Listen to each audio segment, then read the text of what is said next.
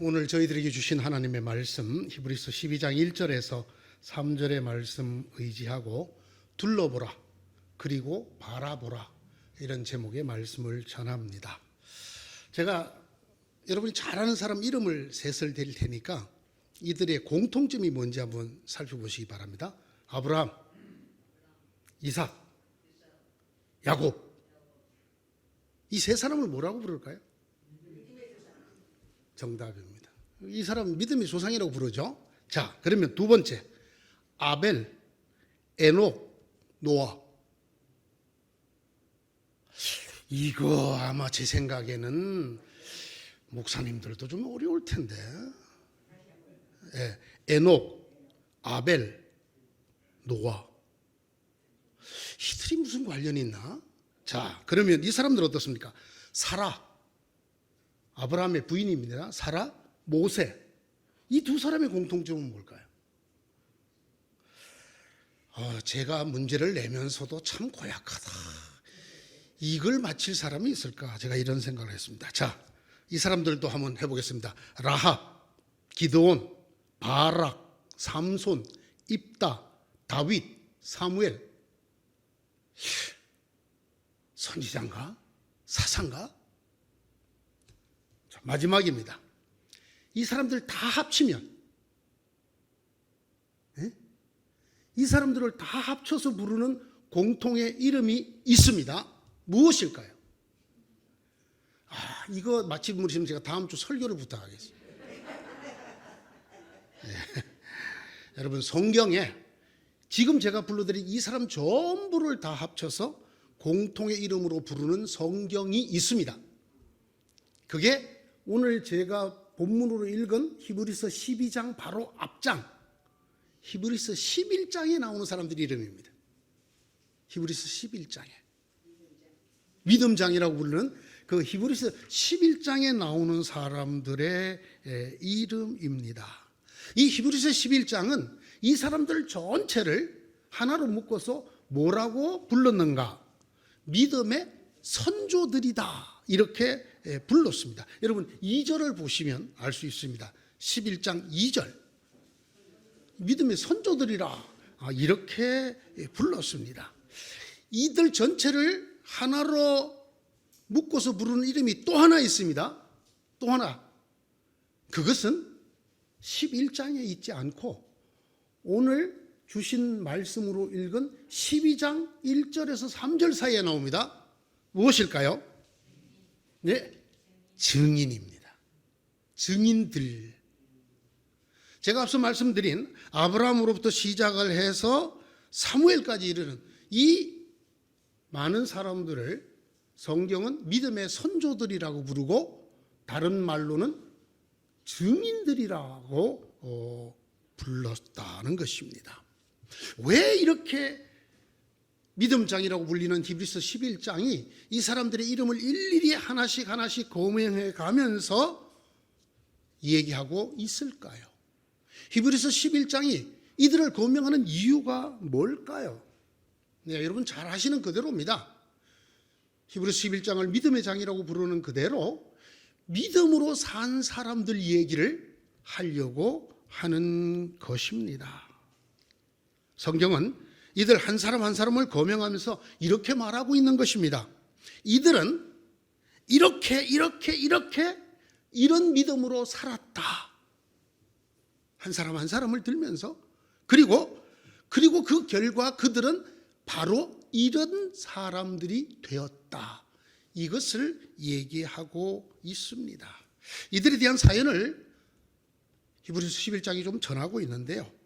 이들 중에 단연 뛰어난 은총을 받은 사람은 에녹입니다. 그는 죽지 않았다. 죽음을 보지 않았다가 정확한 표현입니다. 죽음을 보지 않았다.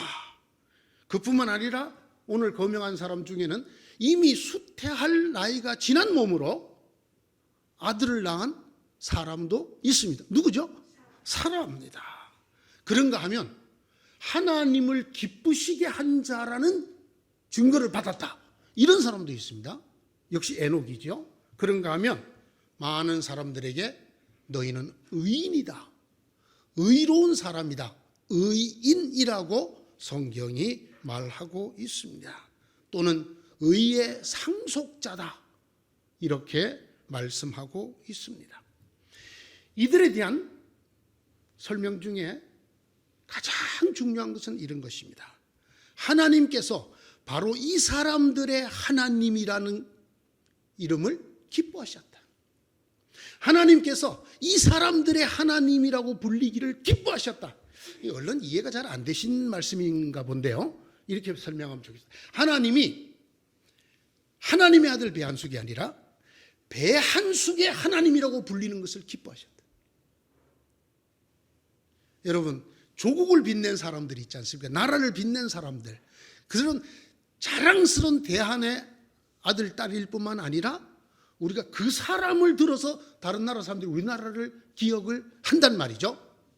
이만큼 위대한 인물, 누구누구의 대한민국, 그죠? 만약에 세계 사람들이 우리 대한민국을 부를 때 배한숙이 있는 나라 대한민국, 얼마나 영광스러운 이름입니다. 하나님이 뭘 기뻐하셨다고요?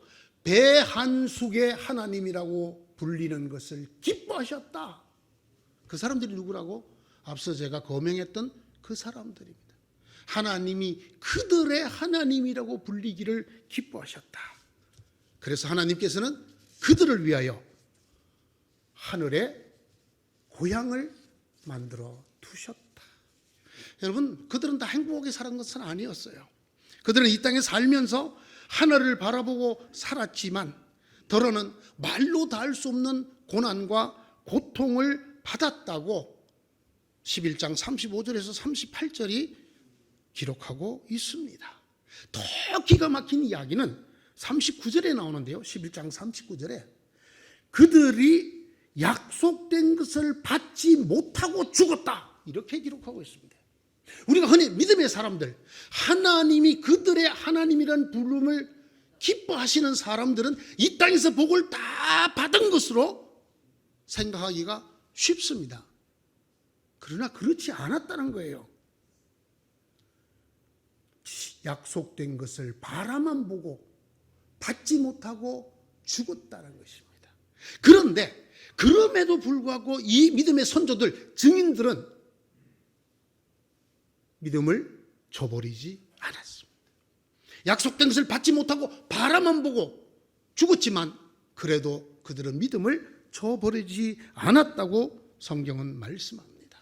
끝까지 약속된 것을 받지 못하고 죽는 그때까지도 하나님만 바라보고 하늘을 소망하고 죽었다라는 것입니다. 하나님이 그들을 위해 하늘나라, 영원한 본향을 만들어 주셨다. 앞서 말씀드린 것을 다시 인용하면, 그리고 그들의 하나님이라 불리기를 기뻐하셨다고 성경이 말씀하고 있습니다. 그렇습니다, 여러분. 이게 결론입니다. 너희도 이 사람들처럼 살아라. 그렇죠? 이 히브리서 11장을 기록한 이유는 분명합니다. 너희도 이 사람들처럼 살아라. 그러면 하늘나라가 너희 것이 될 것이다. 너희에게 돌아갈 고향으로 하늘나라를 줄 것이다. 나는 기쁘게 너희의 하나님이 되겠고 너희는 나를 기쁘게 하는 자라는 증거를 받게 될 것이다 라는 말씀입니다. 근데 여러분, 제가 왜 오늘 11장을 본문으로 정하지 않고 12장을 했을까요? 이게 전부가 아니기 때문입니다. 이 11장은 물론 이런 믿음의 사람들처럼 이런 믿음으로 살아라 라는 것이 결론이고 주제이지만 자세히 보면 이 말씀에 뒷그림이 있어요. 뒤에 비치는 배경이 보여요. 다른 말로 하면 하나의 장치라고 할까요? 이 11장 전체, 너희가 이런 사람들처럼 이런 믿음으로 살아라는 이 말씀 뒤에 숨은 뜻이 있단 말이에요. 여러분, 이 숨은 뜻이 뭘까요? 이 숨은 뜻이 왜 하나님께서 일일이 이 사람들을 거명해 가면서 이렇게 살아라, 심지어는 약속한 것을 받지 못하고 죽었지만 바라만 보고 죽었지만 그들은 믿음을 저버리지 않았다. 이런 이야기를 하시는 이유가 뭘까요? 이렇게 살기 쉽지 않다는 거예요. 비록 성경에 이 많은 믿음의 선조들을 일일이 거명하면서 우리에게 이런 믿음으로 살으라고 말씀하지만 실상 저나 여러분 같은 수많은 그리스도인들도 이렇게 살기가 쉽다 안 쉽다? 쉽지 않다는 거예요. 제가 언젠가 말씀을 드렸죠. 성경에 자식을 사랑하라는 말이 있다 없다? 자식을 사랑하라. 부모를 공경하라는 말은 있어요 없어요? 내 부모를 공경하라가 성경에 있습니까 없습니까? 갑자기 이게 대답을 못하시면 매우 우리가 민망스러운 장면이 돼요. 그런데 자식을 사랑하라는 말이 없는 이유가 뭐예요? 자식 사랑하는 사람이 안 하는 사람이 아무도 없기 때문에 그건 사랑하라 말을 할 필요가 없는 거예요. 무슨 말씀인지 아시겠습니까? 네가 좋아하는 사람을 사랑하라 그런 말이 성경에 있어요 없어요? 없어요. 왜? 자기가 좋아하는 사람 사랑하지 않는 사람이 이 세상에 어디 있나요? 그걸 무슨 하나님의 말씀으로 정해주겠습니까? 똑같은 이치입니다. 왜 이 많은 사람들을 거명하면서 이런 믿음, 이런 사람처럼 살으라고 말하느냐? 그냥 살면, 그냥 두면 우리가 그런 사람처럼 살기 쉽다? 아니다? 아니다. 그렇게 살기가 대단히 어렵다라는 것입니다. 그래서 한 번 더 권면하는 말씀인데 그게 바로 오늘의 본문인 히브리서 12장 1절에서 3절의 말씀입니다. 그러므로입니다. 그러므로로 시작을 합니다. 그러므로 이렇게 구름대와 같이 수많은 증인이 우리를 둘러싸고 있으니 우리도 우리 앞에 놓인 다름질을 참으면서 달려갑시다. 여러분 여기에 기막힌 단어가 하나 들어있어요. 참으면서입니다. 이렇게 이 사람들이 다 믿음을 지고 살았으니까 저나 여러분 누구나 다 이렇게 살 수 있습니다. 기쁘게 달려갑시다가 아니에요. 뭐 하면서? 참으면서. 쉽지 않다라는 거예요. 쉽지 않다 그냥은. 견디면서 참으면서 달려가자고 우리에게 한 번 더 권면하고 강조하는 말씀이 오늘의 본문입니다.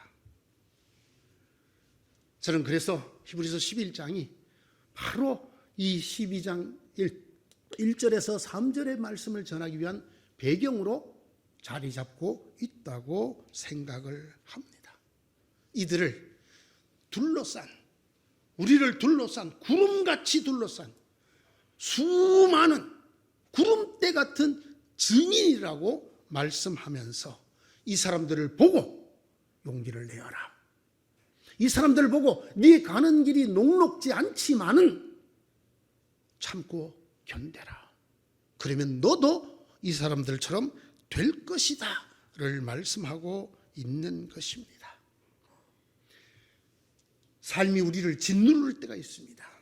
특별히 우리가 믿음으로 살려고 했을 때 그 믿음 때문에 우리가 엄청난 짓눌림을 당할 때가 있습니다. 차라리 믿음이 없다고 했으면 당하지 않을 고통도 많이 있습니다. 그럴 때 우리 보고 누구를 보라는 것입니까? 앞에 거명했던 이 사람들을 보라는 것. 이 사람들이 증인이라는 것입니다. 그들 중에는 말로도 할 수 없는 고난을 받고 약속받은 것을 받지도 못하고 바라만 보고 죽은 사람들도 있었지만 그들도 그런 고난에 처했지만 그런 삶의 무게에 짓눌렸지만 포기하지 않았다. 믿음을 저버리지 않았다. 끝까지 하나님을 바라고 하늘을 사모하였다. 그래서 하나님께서 그들의 하나님이 되어 주셨다고 우리에게 말씀하고 있습니다.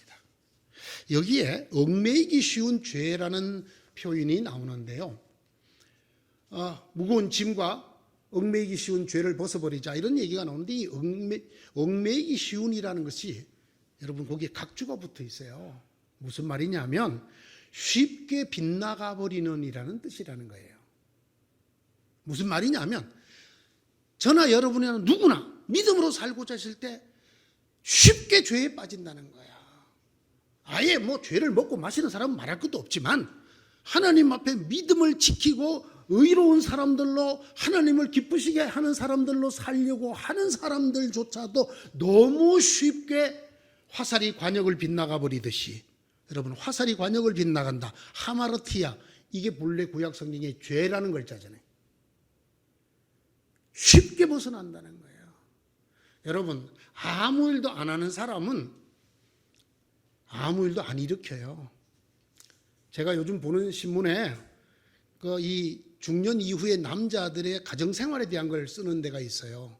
어떻게 하면 늙어서 쫓겨나지 않는 남편으로 살 수 있는가, 이런 게 요즘 신문에 아주 주제로 등장을 합니다. 거기에 이런 얘기가 있어요. 어떤 남편이 이제 좀 아내에게 사랑받고 가정적인 사람이 되려고 가정일을 도왔대요. 집안일을 도왔는데 평생 안 해보던 설거지를 하느라고 해보다가 보니까 이게 그릇이고만 쭉 미끄러져 나간 거예요. 이 세제를 묻혀갖고 하니까. 근데 그게 하필 마누라가 제일 귀하게 여기는 그릇인데 이게 공중에 붕 떠들이 빠그락 하고 깨진 거야. 부인님께서 그걸 보고는 참 집안일을 하려고 갔다가 했으니 뭐라 할 수는 없고 그냥 가만히 있으라고, 가만히 있는 게 도와주는 거라고 그랬다고 해요. 아무 일도 안 하는 사람은 그릇 깰 일도 없어. 그렇잖아요? 뭔가를 하려고 할 때 실수도 하고, 그렇죠? 여러분, 우리가 왜 쉽게 죄에 빠지나요? 죄를 짓지 않으려고, 믿음으로 살려고, 하나님을 기쁘시게 하는 자로 살려고 하면 연습 안 된 남편 설거지와 똑같아요. 너무 쉽게 손에서 쭈꾸덕 빠져나가서 깨져버려요. 너무 쉽게 빗나가는 죄, 이게 믿음으로 살고자 하는 사람들에게 나타나는 현상 중에 하나입니다. 여러분, 그러나 이게 얼마나 낙심이 돼요. 거기 썼더라고. 그 남편이 그 사건 이후로 완전히 짜부러 들어갔고, 예? 일본에도 이런 일들이 많은가 봐요. 그래서 이렇게 써놨어요. 제일 가는 남편, 아내에게 사랑받는 제일 가는 남편은 아내를 도와주는 남편이 아니래요. 뭐 설거지하고 청소하고 쓰레기 갖다 버리고 심지어는 요리도 하고 빨래도 하고 하는 이런 남편이 아니라 눈에 안 띄는 남편이래. 그냥 아침밥만 먹으면 휙 나가갖고 마치 직장 다닐 때처럼 마누라 눈에 안 띄고 얼쩡거리지 않고 이따가 저녁에 잘 때 들어오는 남편이 1등 남편. 여러분, 낙심이 돼야 안 돼요? 좀 잘해보려던 사람들이 이렇게 되고 나면 참 낙심이 됩니다. 위축이 된다 그러죠. 여러분, 많은 그리스도인들이 죄 때문에 얼마나 힘들어합니까? 죄가 죄인 줄도 모르고 살았을 때 나는 당당하게 살았는데 죄를 짓지 않으려고, 하나님을 영화롭게 하고 기쁘게 하려고 살려고 할수록 너무나 쉽게 빗나가 버리는 죄 때문에 우리는 얼마나 통해 자복을 하고 위축되고 힘들어합니까? 그럴 때 누구를 보라는 거예요? 11장에 나오는 이 사람들 하나하나를 보라는 거예요. 여러분, 그 사람 중에는요, 전직 기생이 하나 있어요. 라합이죠. 어떻게 살았겠어요? 그들을 보고 힘을 내라는 거예요.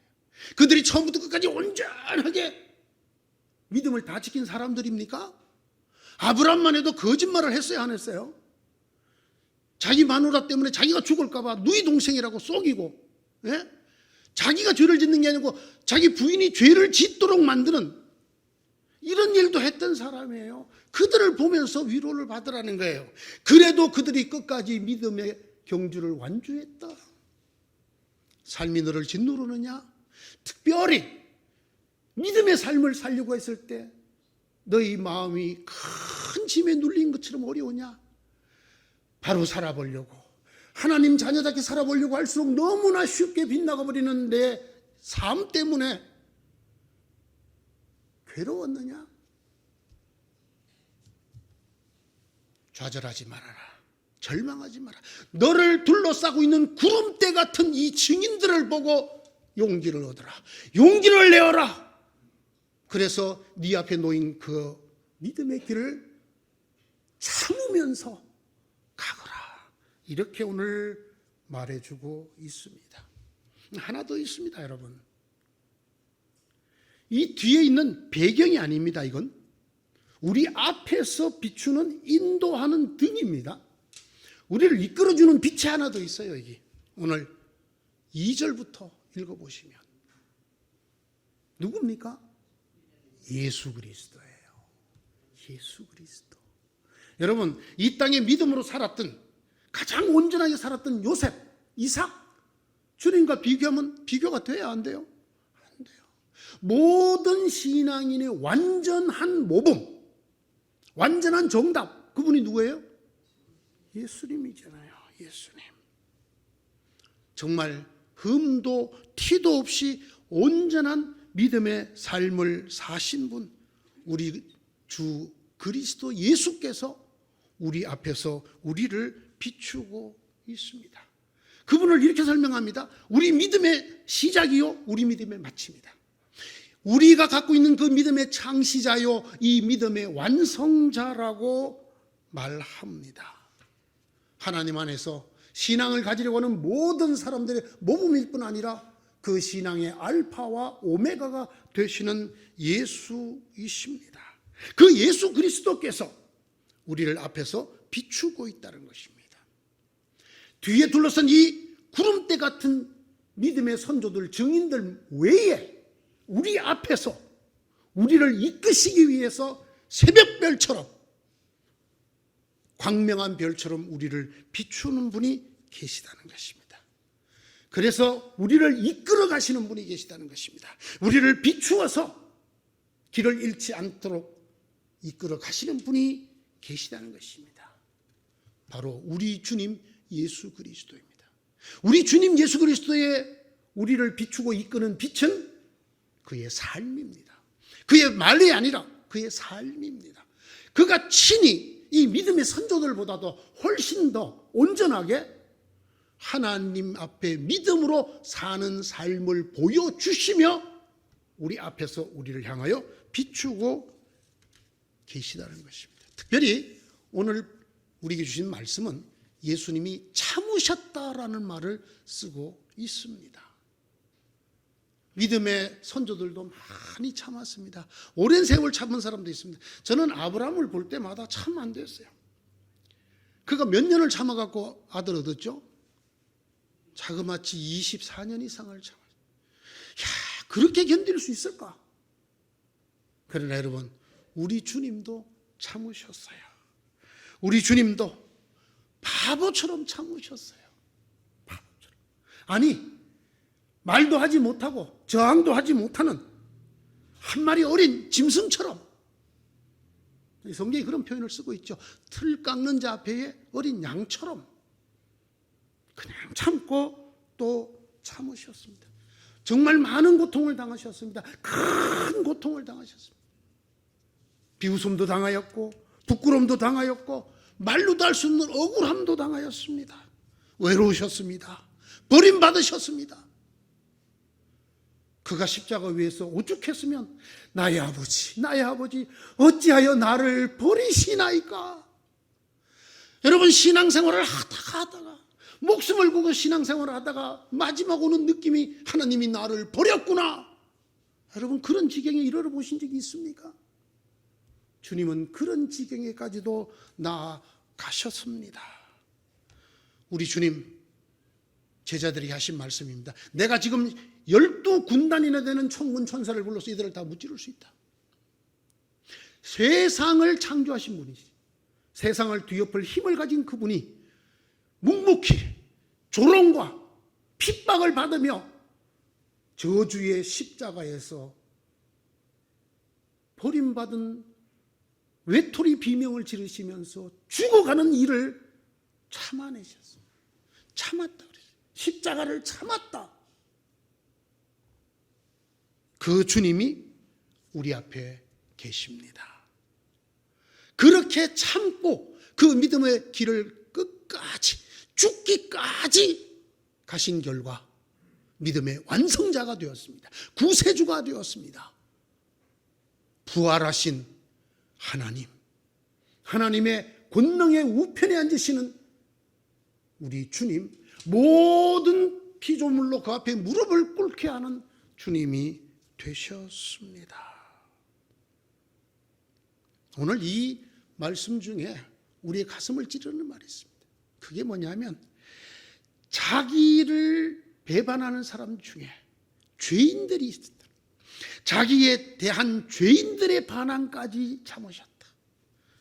내가 너를 구하러 왔는데, 죄 때문에 죽을 수밖에 없는 너를 구하러 왔는데 네가 나를 찔러, 네가 나를 십자가에 못 박아라, 십자가에 못 박아라, 십자가에 못 박아라. 그것까지 참으셨다. 그것까지. 그 결과 주님께서 믿음의 완성자가 되셨습니다. 그만이 아니라 우리를 이끄는 빛이 되셨습니다. 우리를 비춰주는 새벽별이 되셨습니다. 그의 삶으로, 그의 삶은 우리에게 이렇게 말하고 있습니다. 지치지 마라, 낙심하지 마라, 반드시 이길 것이다. 반드시 믿음의 열매를 맺게 해 주실 것이다. 반드시 이 모든 믿음의 선조들이 소망했던 그 하나님의 나라를 이루게 될 것이다. 하나님이 너의 하나님이 되고 하나님께서 너의 하나님이라 불리는 것을 기뻐하시는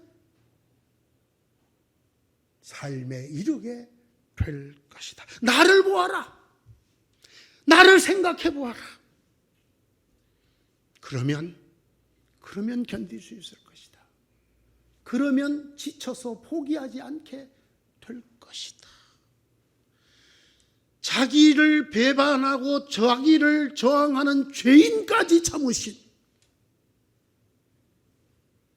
아니 자기 속에 함께 영원히 계셨던 그 아버지 하나님으로부터 버림받은 같은 순간까지 참으신 주님을 바라보아라. 주님을 생각하여 보아라. 그러면 참을 것이다. 배반했느냐? 절대로 배반하지 않을 줄, 그토록 너의 모든 것을 쏟아부어 사랑했던 그가 너를 배반했느냐? 주님을 생각해 보아라. 주님은 구원하러 온 그 죄인들의 저항과 버림의 십자가를 지셨다. 네가 지고 있는 짐이 얼마나 무거우냐? 골고다를 향해서 십자가를 지고 가는 나만큼 외롭고 괴롭고 무섭고 무거우냐? 보라, 이 십자가의 길 끝에 무엇이 놓여 있는가를. 지치지 마라, 쓰러지지 마라, 포기하지 마라. 이 증인들 갖고 좀 약하게 느끼셨는지 주님이 친히 우리 앞에서 이렇게 삶으로 우리를 비추고 이끌고 계십니다. 그래서 너희 앞에 놓인 다름질을 참으면서 달려가거라. 그러기 위해서 너를 둘러싼 증인들을 둘러보아라 먼저. 그리고 네 앞에서 너보다 더 엄청나게 힘든 삶으로 보였던 나를 바라보아라. 둘러보고 바라보아라. 그러면 힘을 얻을 것이다. 그러면 포기하지 않게 될 것이다. 그러면 주저앉지 않게 될 것이다. 그러면 힘을 얻게 될 것이다. 네 앞에 놓인 이 다름질을 끝낼 때까지 믿음을 저버리지 않고 하나님을 바라보고 하늘나라를 사모하는 네 삶이 완성될 것이다. 네가 눈을 감는 그 순간까지도 약속받은 그것이 이루어지지 않아도 그것을 바라만 보고도 기쁘게 죽을 수 있는 믿음에 이르게 될 것이다. 둘러보아라. 그래서 하나님 먼저 수많은 구름대같이 허다한 증인들을 우리 뒤에 배경처럼 둘러싸게 하셨어요. 둘러보라는 겁니다. 여러분 눈에 누가 주로 보입니까? 저는 야곱이 참 많이 보여요. 야곱이. 아마 제 스스로도 야곱 같은 사람이라는 생각을 하나 봐요. 야곱. 너무나 순탄하게 믿음을 지켰던 이삭하고 요셉은 좀 무서워. 나는 그렇게 살아본 적도 없고 그렇게 살 자신도 없어. 그러나 야곱하고는 한번 해볼 만해. 아주 나쁜 놈이고 야가 빠진 놈이고, 그러나 뭐는 있었던 사람이에요. 하나님을 향한 간절함, 그거는 있었던. 어떻게 보면 저는 그렇게 둘러봅니다. 둘러보면 다 눈에 띄는 건 아니고 야곱이 눈에 띄고 라합이 눈에 띄고 둘러보라는 것입니다. 둘러보라는 것입니다. 구름대처럼 여러분을 둘러싸고 있는 이 허다한 증인들, 그들의 삶이 증인이다. 그들의 삶이 증언이다. 보라는 것입니다. 그거로 안 되겠느냐? 바라보아라. 나를 바라보아라. 내 앞서서 믿음의 길을 완주하였던 나 그리스도 예수를 바라보아라. 그리하면 이길 것이다. 그리하면 네 인생, 신앙의 한평생이 승리하게 될 것이다. 천국의 열매를 맺게 될 것이고 믿음의 결국인 구원에 이르게 될 것이고 하나님이 바로 너의 하나님이라는 그 자랑스러운 이름을 갖게 될 것이다. 제가 좋아하는 찬송이 있는데 다음에 특송하실 분 이 찬송 한번 불러주면 참 좋겠어요. 저는 짐이 무거우냐 홀로 지고 가기에 험한 길로 갈까 두렵지는 않느냐. 그때 우리에게 들려주시는 하나님의 음성이 뭡니까? 너보다 먼저 그 믿음의 길을 달려갔던 수많은 증인들, 믿음의 선조들을 둘러보고 그리고 친히 그 믿음의 길을 완주하여 하나님 보좌 우편에 앉은 나를 바라보아라. 그리하면 네 앞에 놓인 믿음의 길, 믿음의 일생 완주하게 될 것이다. 하나님께서 다시 한번 저희를 위로하시고 권면하시는 말씀을 들려드리고 설교를 맺을까 합니다. 히브리서 6장 19절에서 20절의 말씀입니다.